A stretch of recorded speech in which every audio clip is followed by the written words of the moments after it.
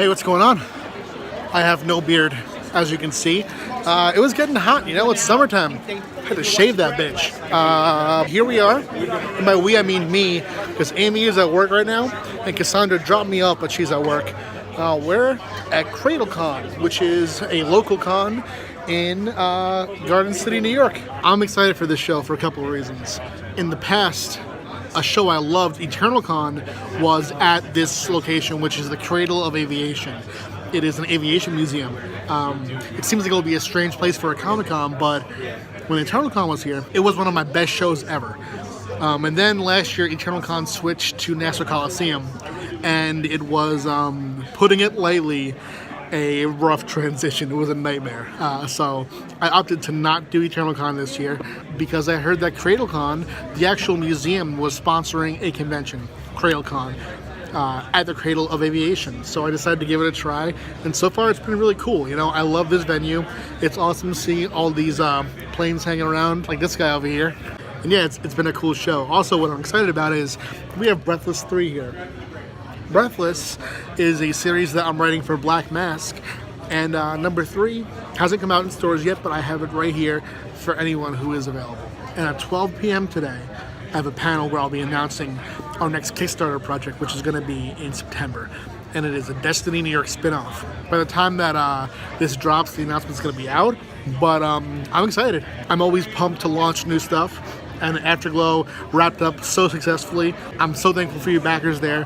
And this next book isn't going to launch till September, but it's yeah, it's going to be cool.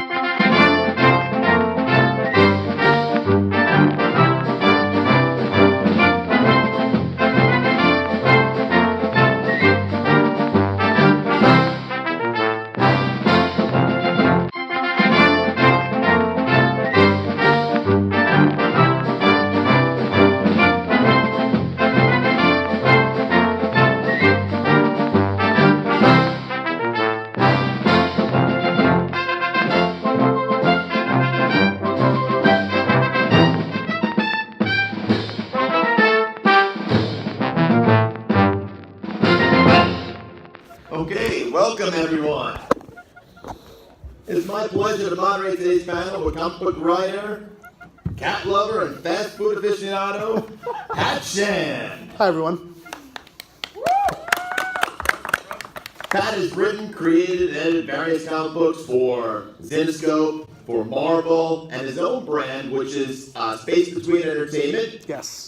Currently, he has several works in production and already out, including his flagship, which is Destiny Volume 1, and I believe Destiny Volume 2 is coming out this fall. That's right, yeah. It should be September or October, hopefully. Very cool. He created the company with his wife, Amy, and also editor Shannon Lee. They have several titles that you can look at, which I highly recommend. I think I had a week-long Pat Shand, like, blockbuster, like, reading fest at my house, and I read Monsters and Modern Dread, which is one of my favorites right now. He also has several projects coming out in the near future, and one that was a successful Kickstarter campaign last night ended, which was Afterglow, which we'll have a little bit of a discussion with, along with 2 other independent titles, Breathless from Black Mask Comics and Little Girl at Devil's Due. Yes. In terms of influence on your writing career, is there any person in particular, and how do you create these unique ideas when you're starting to write in the process? I guess we'll start with the influence. Like, is there anyone who's been a major influence on your writing? Yeah, for sure. It comes from kind of all over, you know. In comics, Brian K. Vaughan for sure.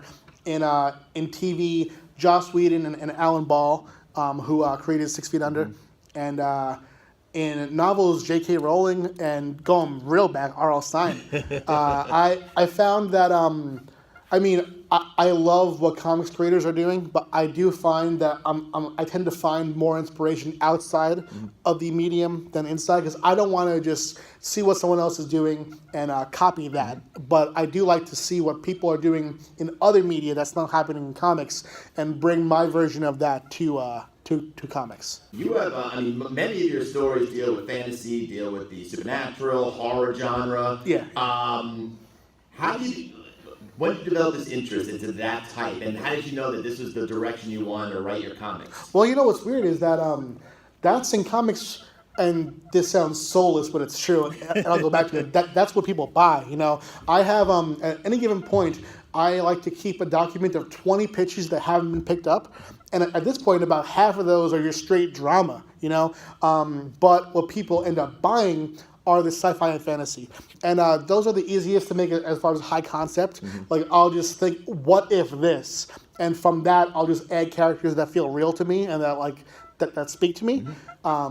And it just so happens that those are the ones that have been picked up so far. But I do have an extensive section in my pitch document of just these drama and romances and comedies, you know, that just haven't been picked up yet. And you, like I said, you were in Zenescope. You also wrote full-length novels for Marvel as well. Yeah. Before creating your own industry, which is Space Between. Now, Space Between Entertainment, did you get...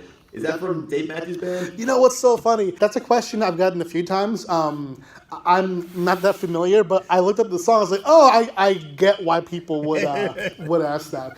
But no, you know, I had about 70 name choices because we had a name we were set with. And in fact, our original name was printed on the back of Destiny New York Volume 1 for now. But we got a phone call that someone else had that copyright. And they're like, you know what, if I were you, I would change this. And at first, I was like, I'm going to fight these. But then I decided, you know what, I should probably not get sued when I have one book and literally no money. So I changed that. Shannon and I just went through them and picked off the ones that definitely weren't going to happen. We were almost lap cat comics. We wanted to be like the Netflix of comics where you can binge. You know, you sit on the couch, get some cat action on your lap, and you're just reading. But it seemed too cutesy, you know? So in the end, we went for the idea that there's a space in comics that has yet to be filled, you know? The space between what is happening now in comics and what could be happening. And I feel that comics are still niche, you know? I still go to conventions, and on the plane, someone always wants to talk to you, you know? And they ask, where are you going? I say, I'm going to go here for this convention. And they're like, what kind of convention? Comics. They go, oh, you're a comedian. And it's just like, people don't know still that writing comics is a thing that people do. You know, they often don't know that comics are still made. Right. So it's the only popular media where that's a problem. You know, in music, film, TV, books, everyone reads those. Everyone consumes those. But if you ask just a normal person on the street, what's your favorite comic? They go, nerd, you know?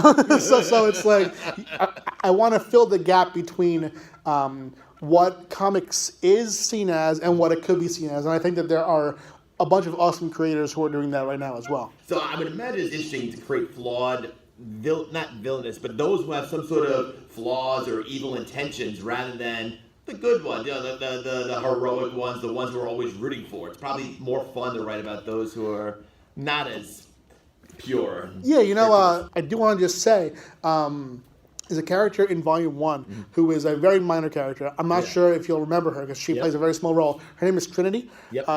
Trinity is part of Song's biker gang. And Trinity becomes a prominent character in Volume 2. And I do want to announce that our next Kickstarter is going to be called Gangster Asperista. And that's launching in September.